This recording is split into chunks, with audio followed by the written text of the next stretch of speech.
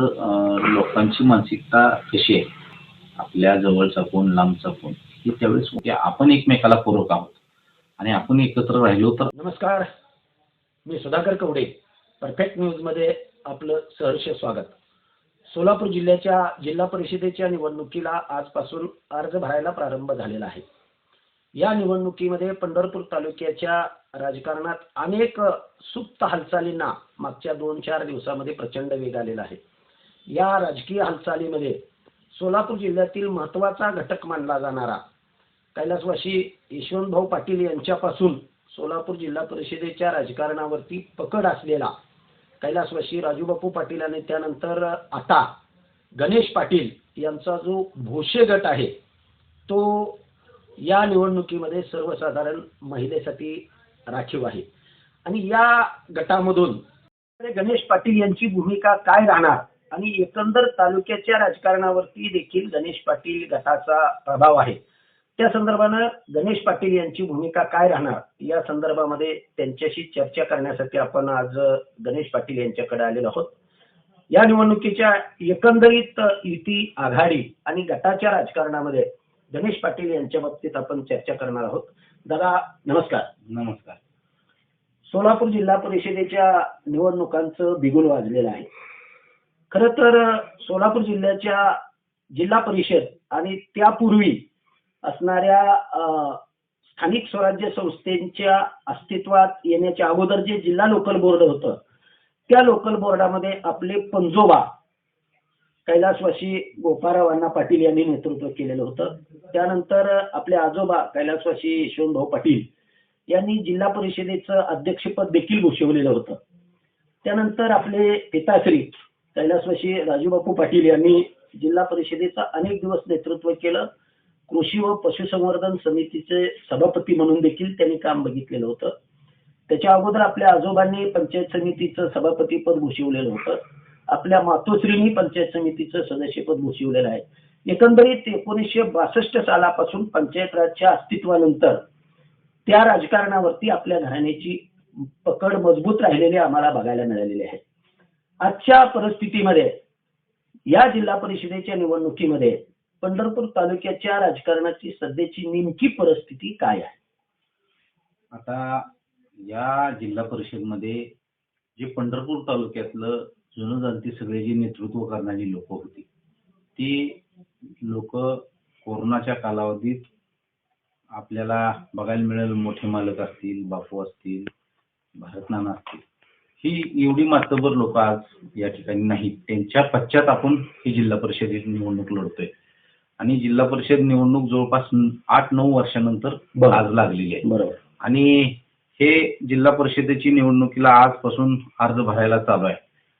जिल्हा परिषदमध्ये कशा पद्धतीनं काम केलं जातं, त्याचा सर्वसामान्य माणसाला कशा पद्धतीनं त्या योजनांचा उपयोग करून घेतला जातो याच्याबद्दल कल्पना असणारं म्हणजे भाऊ असतील, बापू असतील, त्यानंतर माझ्या आईनं जिल्हा परिषद सदस्यत्व केलेलं, सदस्य म्हणून काम केलेलं आहे, पंचायत समिती सदस्य म्हणून काम केलेलं आहे. आणि अशा पद्धतीनं आतापर्यंत भोसे आणि भोसे पंचक्रोशीतील पूर्वी जिल्हा परिषद गट हा आता उभा होता, रोपड्यापर्यंत ते होतं. त्यानंतर मागच्या जिल्हा परिषद इलेक्शन नंतर हा जिल्हा परिषद गट आढावा झाला.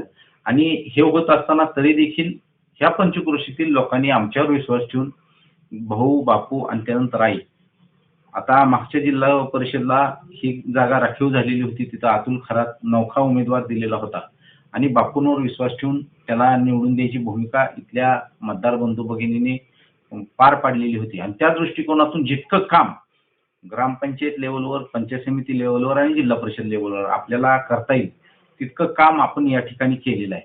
आणि त्याच बेसवर आता आपण जिल्हा परिषद निवडणुकीला सामोरे जात आहोत. आणि हे निवडणूक आपण आता होत असताना जी तालुक्यातील आता नवीन घडत आलेला विषय परिवाराचा असेल, पक्ष पातळीवरचा असेल किंवा सगळेजण एकत्र येऊन लढण्याचा विषय असेल, त्या बाबतीत आमचं मूळ हेतू असा आहे की आपला परिवार एकसंघ राहायला पाहिजे. आणि एकसंघ राहून कशा पद्धतीनं आपल्या जिल्हा परिषद जे कार्यकर्ते आता उभा राहणार आहेत त्यांना कशा पद्धतीनं ताकद मिळवून ते विजय श्री कसे खेचून आणतील त्या दृष्टिकोनातून आखणी करण्याच्या ह्यानं आम्ही सगळेजण परिवारातील सर्व घटक बसत आहोत. गेले 2-3 दिवस झाला आमची चर्चा चालू आहे. आणि मला खात्री आहे की माझा परिवार एकसंघ आमच्या बरोबर राहील. कारण की गेले ज्या वेळेस घडामोडी तालुक्याच्या राजकारणात घडल्या त्यावेळेस परिवार हे सगळ्यात महत्त्वाचं धरून आम्ही आतापर्यंत काम केलेलं आहे. आणि पक्ष पातळीवर म्हटलं तरी पक्ष पातळीवर पूर्वी मी तुतारीचा जिल्हाध्यक्ष होतो. म्हणजे बरोबर. पवार साहेब गटांचा जिल्हाध्यक्ष होतो. बरोबर. त्यानंतर राजकीय स्थित्यंतरे आली. आम्ही रणजित भैयांना सहकार्य केलं आमदारकीला. ह्या सगळ्या घडामोडी होत असताना आज जिल्हा परिषदच्या इलेक्शनला आपण सामोरे जातोय. हे जिल्हा परिषदच्या इलेक्शनला सामोरे जात असताना मागील 5 वर्षात आपण काय केलं, ग्रामपंचायत लेवलवर काय केलं, पंचायत समिती लेवलवर काय केलं आणि कोरोना कालावधीत निधीचा तुटवडा, निधीची उपलब्धता नाही आणि त्यात 2-4 वर्ष इलेक्शन पुढे गेली. ह्या सगळ्या गोष्टीचा सर्वांगीण विचार करून आपण या ठिकाणी लोकांसमोर बाबा कोण उमेदवार दिला पाहिजे आणि तो दिलेला उमेदवार चांगला आहे का, तो पुढे जाऊन सर्वसामान्य लोकांची कामं करेल का, ज्या योजना खालीपर्यंत पोहोचायला पाहिजेत त्या पोहोचतील याचा पाठपुरावा करेल का, जास्तीत जास्त निधी या ठिकाणी आणण्याच्या दृष्टिकोनातून सहकार्य किंवा पाठपुरावा करेल, त्या दृष्टिकोनातून आपल्याला उमेदवार पंचायत समितीला आणि जिल्हा परिषदला शोधायचा आहे. आता परिवार म्हणून घटक बघायला गेलं तर आमचं नॅचरल अलायन्स आमच्या चौघांचं ऑलरेडी आहे. आता उद्या मी जिल्हा परिषदच्या अनुषंगानं मी उद्या भोश्यामध्ये आमच्या जिल्हा परिषद गटातल्या लोकांना जे जुनी जनते आहेत, जे बापूंबरोबर भाऊंबरोबर काम केलेले आहेत, त्यांना विचारात घेऊन त्यांचं म्हणणं काय येते, कुणाला उमेदवारी दिली पाहिजे आणि त्या दृष्टिकोनातून आम्ही उद्या तो निर्णय घेणार आहे. आता जिल्हा परिषद निवडणुका लढत असताना जिल्हा परिषदमध्ये कशा कशा पद्धतीची कामं होत आहेत ही सगळ्यात महत्त्वाची गोष्ट त्या उमेदवाराला माहिती पाहिजे किंवा त्याचा अनुभव पाहिजे आणि त्या दृष्टिकोनातून उद्या आमची चर्चा होईल आणि त्यानंतर आम्ही त्या जिल्हा परिषदच्या आणि पंचायत समितीच्या इलेक्शनला सामोरे जाणार. जिल्हा परिषदेच्या निवडणुकीच्या आणि गटाच्या संदर्भानं आपण तर चर्चा करणारच आहोत. पण विठ्ठल परिवार ही जी संकल्पना आणि हा जो घटक आहे तो गेल्या 15-20 वर्षापूर्वीपासून या राजकारणात सक्रिय झालेला आहे. कैलासवासी वसंतराव काळे यांच्यानंतर आपले वडील कैलासवासी राजूबापू पाटील यांनी हा विठ्ठल परिवार एकत्रित ठेवण्यासाठी अनेक निवडणुकांमध्ये प्रयत्न केलेल्याचं आम्ही बघितलं आणि बऱ्याच अंशी बापूंना त्यामध्ये यश देखील आलेलं होतं. प्रत्येक निवडणुकीमध्ये विठ्ठल परिवाराचा समोरचा विरोधक हा ठरलेला असतो, पण विठ्ठल परिवारामध्ये मात्र काही वेळेला आपलं स्वतंत्र गट तट आणि पक्ष यामुळे प्रत्येक वेळेलाच एकत्रीकरणाची चर्चा होती आणि त्यासाठी कुणीतरी पुढाकार घ्यावा लागतो. तो पुढाकार आजपर्यंत अनेक वेळा कैलासवासी भारतनाना बालके अस्तित्वात असताना कल्याणराव काळे आणि भारतनाना बालके यांनी एकत्रित राहावं यासाठी राजूबापू पाटलांनी अनेक वेळा प्रयत्न केलेल्याचं आम्ही बघितलंय. आज तर विठ्ठल परिवारामध्ये पूर्वी 2 तक्षिमा म्हणून आपण होत्या, काळे आणि भालके, आणि मध्यस्थीची भूमिका बापू सातत्यानं करायचे. आज त्या तक्षिमा वाढून 4 झालेल्या आहेत. कल्याणराव काळे स्वतंत्रपणाने एका पक्षाचं काम करतायत. भगीरथदादा भालके यांनी नगरपालिकेमध्ये आपल्या पत्नीला नगराध्यक्ष पदाची संधी मिळवून दिली आहे. अभिजित पाटील यांनी आमदारकी असेल, विठ्ठल सहकारी साखर कारखाना असेल, या रूपानं आपला गट स्थापन केलेला आहे. त्यांचंही एक वेगळं पक्षीय राजकारण चालू आहे आणि या सगळ्यांच्या मध्ये समन्वय घडवून आणण्यासाठी बापूंचा चिरंजीव म्हणून आपली नेमकी काय भूमिका असेल? या ठिकाणी मी तुम्हाला मगाशी सांगितलं की कशी राजकीय स्थित्यंतर घडत गेली आणि त्या दृष्टिकोनातून आम्ही विठ्ठल सहकारी साखर कारखान्याला विभागून गेलो. त्याचा तोटा आम्हाला बघायला भेटला. त्यानंतरच्या कालावधीत जुन्या जाणत्या सर्व लोकांनी सांगितलं की आपण एकमेकाला पूरक आहोत आणि आपण एकत्र राहिलो तर आपला परिवार आणि आपल्या परिवारातील घटक म्हणजे सर्व जे आपल्याला सहकार्य करणारे जे सर्व आपले सहकारी त्यांना स्थानिक स्वराज्य संस्थेत अडचणी येणार नाही. आणि त्या दृष्टिकोनातून ते झाल्यानंतरच्या जे चंद्रभागेचं इलेक्शन झालेलं असेल किंवा नगरपालिकेचं इलेक्शन झालेलं असेल त्यावेळेस माझी भूमिका ठामपणानं विठ्ठल परिवाराच्या बरोबरच होती आणि ती भूमिका आम्ही पार पाडण्याची जबाबदारी जशा पद्धतीनं तुम्ही म्हणला की बापू एक समन्वयकाची भूमिका घेत होते तशाच पद्धतीची भूमिका घेऊन मागं पुढं सरकून आपला परिवार एकसंघ राहिला पाहिजे यासाठी आठवतात मी प्रयत्न आतापर्यंत केलेले आहेत आणि इथून पुढे देखील आम्ही तसेच प्रयत्न करणार आहोत. कारण की ही निवडणूक आहे ही कार्यकर्त्यांची निवडणूक आहे. या कार्यकर्त्यांच्या निवडणुकीमध्ये जर आपल्यात विभागणी झाली तर त्याचा डायरेक्ट इनडायरेक्ट परिणाम आपल्या कार्यकर्त्यांवर किंवा आपल्या सहकार्यांवर होणार आहे आणि तो परिणाम होणे त्याचा त्रास आपल्यातल्या विभागणीचा त्रास आपल्या सहकार्यांना होऊ नये यासाठी जितका प्रयत्न करता येईल तितका प्रयत्न या ठिकाणी करण्याच्या दृष्टिकोनातून मी स्वतः हालचाली करतोय आणि मला खात्री आहे की त्यात आपल्याला 100% यश मिळणार. कारण की आम्ही एकमेकाला पूरक आहोत आणि मी वैयक्तिक गणेश पाटील म्हणला तर गणेश पाटलांनं जी भूमिका एखाद्या इलेक्शनमध्ये घेतली तर ती भूमिका ठामपणानं शेवटपर्यंत नेण्याची जबाबदारी आतापर्यंत आम्ही पार पाडलेली आहे आणि तशाच पद्धतीनं पुढे देखील आम्ही जबाबदाऱ्या पार पाडणार आहोत. आता यात अडचण अशी झालेली आहे की पक्षीय राजकारण म्हणलं की भगीरथ दादा आता तीर्थक्षेत्र विकास आघाडीतून त्यांना नगराध्यक्ष पद मिळालेलं आहे. चेअरमन साहेब राष्ट्रवादी काँग्रेस अजितदादा गटाचे नेते म्हणून त्या ठिकाणी काम करतायत.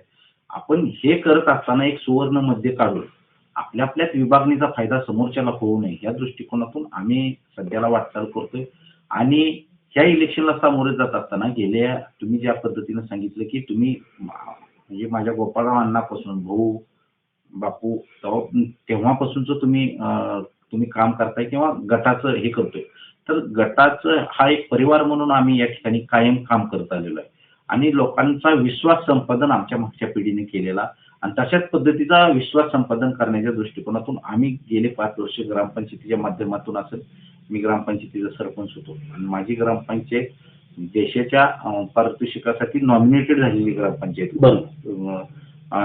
जर तुम्ही बघायला गेलं तर जिल्हा लेवलवरचे खूप सारे पुरस्कार माझ्या ग्रामपंचायतीला मिळाले. त्याचबरोबर डिव्हिजन लेवलचे देखील पुरस्कार आम्हाला आमच्या ग्रामपंचायतीला मिळाले आणि एकदम चांगल्या पद्धतीची सुसज्ज जर तुम्ही ग्रामपंचायतीत आला तर तुम्हाला ती इमारत एकदम चांगल्या पद्धतीची बघायला मिळेल. तिथली सोयी सुविधा असतील किंवा सर्वसामान्यांच्या बाबतीतल्या सोयी सुविधा असेल.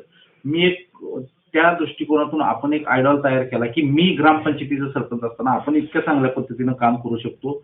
शासनानं दिलेल्या योजना तळापर्यंत पोहोचवण्याच्या दृष्टिकोनातून आम्ही काम केलेलं आहे आणि त्याचा अनुभव आमच्या हाताशी आहे आणि त्याचा अनुभवाचा उपयोग आता जिल्हा परिषदच्या माध्यमातून आपल्याला होणार आहे. कारण गेले 4 वर्ष झाले 2021 नंतर आज 2026ला इलेक्शन होते आणि हा एकदम मोठी पोकळी निर्माण झालेली होती. जिल्हा परिषद सदस्य नसल्यानंतर पंचायत समिती सदस्य नसल्यानंतर तिथं काम करायला किती त्रास होतो ह्याचा अनुभव मी सरपंच म्हणून असताना आम्हाला मिळालेला आहे. त्या दृष्टिकोनातून आपल्याला पुढं आपल्या गटाला कसं पुढं नेता येईल आपल्या गटातल्या सर्वसामान्य लोकांना जिल्हा परिषदच्या टीम कशा पद्धतीनं देण्याच्या दृष्टिकोनातून जो पाठपुरावा करायला पाहिजे जो अनुभव पाहिजे तो अनुभव माझ्या पाठीशी आहे. अनुभव ह्या अर्थानं म्हणतोय की मी ग्रामपंचायतीचं सरपंच बसवलेला आहे त्यामुळे तो अनुभव आहे. माझ्या आईने जिल्हा परिषद सदस्य पंचायत समिती सदस्य हे काम केलेलं आहे त्या माध्यमातून आहे. त्याचबरोबर पूर्वी माझ्या वडिलांनी हे काम केलेलं आहे. त्याच्या अनुभवाच्या जोरावर त्याच्या कामाच्या जोरावर आम्ही उद्या लोकांच्या समोर जाणार आहोत. लोक भूमिका सांगणार बाबा कोणाला उमेदवारी दिली तर आपल्याला सोयीस्कर आहे आणि आपल्याला परिवारात 100% विनिंग कॅन्डिडेट होऊ शकतो आणि त्या दृष्टिकोनातून उद्या आम्ही मीटिंग बोलवली आणि आपल्याला मीटिंगमधून लक्षात येईल. आणि विषय राहिला परिवाराचा तर भगीरथ दादा असतील चेअरमन साहेब असतील विराज दादा असतील हे नक्कीच माझ्या मागं ठामपणानं उभा राहतील हा माझा 100% विश्वास. एका बाजूला परिवार एकत्रित करण्यासाठीची आपली तळमळ सुरू आहे पण कल्याणराव काळे हे पक्षीय पातळीवरती मी चिन्हावरच निवडणूक लढवणार एनसीपीच्या असा आग्रह धरून आहे. तर अभिजित पाटील जे विद्यमान माढा विधानसभा मतदारसंघाचे आमदार आहेत त्यांनी देखील दौरे सुरू केले.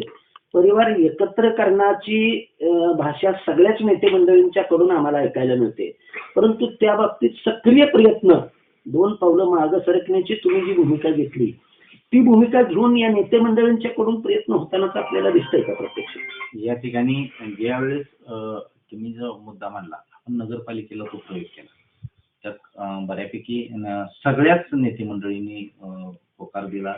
अशा पद्धतीचं सहकार्य झालं. भले मध्यंतरीच्या कालावधीत काय अडचणी प्रत्येकाला आल्या त्यात ते सहकार्य करू शकले नाहीत किंवा ते त्यातून बाहेर पडायची वेळ आली परंतु ह्याचा अर्थ ते काय आम्हाला सहकार्य केलं नाही असं आम्हाला वाटत नाही. म्हणजे प्रत्यक्ष अप्रत्यक्षरित्या ना परंतु नगरपालिकेच्या निवडणुकीत बालक्यांना सगळ्याचं सहकार्य झालेलं आहे. बालकींना सहकार्य सगळ्याचं झाल्यापेक्षा आपल्या परिवारातला एक माणूस नगराध्यक्ष होतोय आणि त्यामुळं नॅचरली नेत्यापेक्षा कार्यकर्ते अग्रेसिव्ह होते. लोकांना वाटत होतं आपल्या हक्काचा माणूस कोण तर त्या ठिकाणी बसावा आणि त्यामुळे लोकांनी उत्स्फूर्तपणे त्या गोष्टीला पाठिंबा दिला आणि त्याचा फायदा आपल्याला या ठिकाणी निकालाद्वारे मिळतो, बघायला मिळतो. आता परिवाराचं म्हणत असाल तर दौरे चालू केले तर ते आता विद्यमान आमदार आहेत. त्यांना लोकांची अडचणी असतील किंवा लोकांच्या काय अपेक्षा असतील, कोण उमेदवार द्यायचा नाही अशा प्रकारच्या काय अपेक्षा असतील, त्या दृष्टिकोनातून प्रत्येक जण आपापल्या हिशोबानं पडताळणी करत असतं, लोकांच्या गाठीभेटी घेत असतं. तो जो गॅप आहे तो भरून काढण्याच्या दृष्टिकोनात प्रत्येक जण प्रयत्न करत असतो आणि त्या दृष्टिकोनातून प्रत्येक जण परिवाराचा घटक म्हणून प्रयत्न करतोय.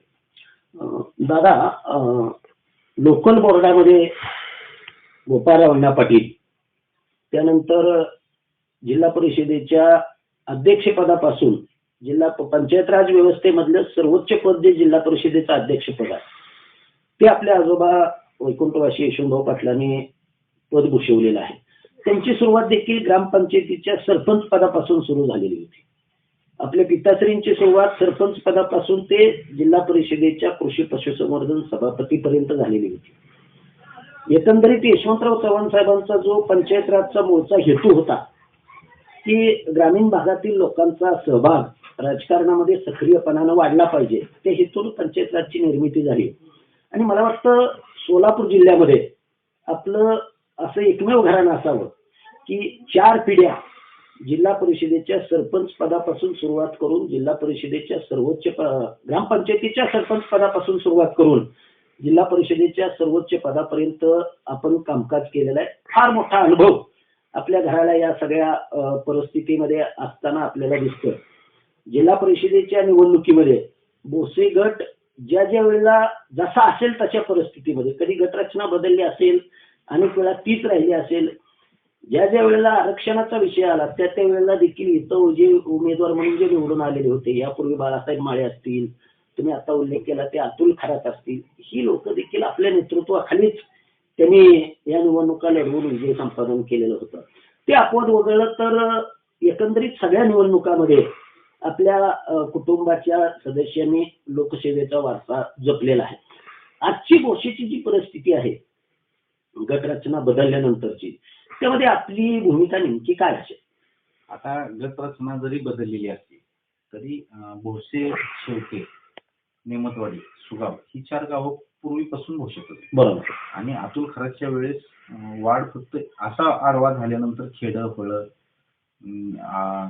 आजुती असेल किंवा चिलाईवाडी असेल, गोरसाळे, वटुंबरे, चिंचोली, बोसे, शेगाव, दुमाला ही गावं. पण आपण कारखाना कार्यक्षेत्रात बापूंनी काम केलेलं होतं, बापू संचालक म्हणून काम केलेलं होतं आणि त्यामुळं त्या लोकांचा संपर्क पूर्वीपासून भाऊंचा, बापूंचा, त्याच्यानंतर आमचा तसाच ठेवला आम्ही. आणि पक्ष पातळीपेक्षा आमचं वैयक्तिक संबंधावर आमचा भर कायम होता.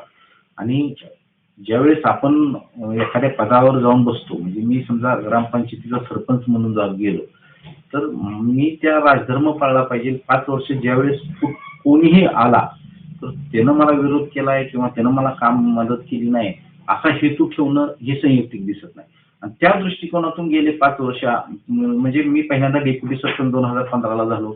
5 वर्ष ते ग्रामपंचायतीचं डेप्युटी सरपंच भूषवलं. त्यानंतर आता सरपंच पद 5 वर्ष झालं मी भूषवतोय. आणि त्याचा फायदा असा होतो की ज्यावेळेस तुम्ही राजधर्म पाळता, आलेला माणूस हा कुठल्या पार्टीचा, पक्षाचा किंवा कुठल्या गटाचा आहे न बघता त्याचं काम करण्याची भूमिका ही गेले 10 वर्ष आम्ही करतोय.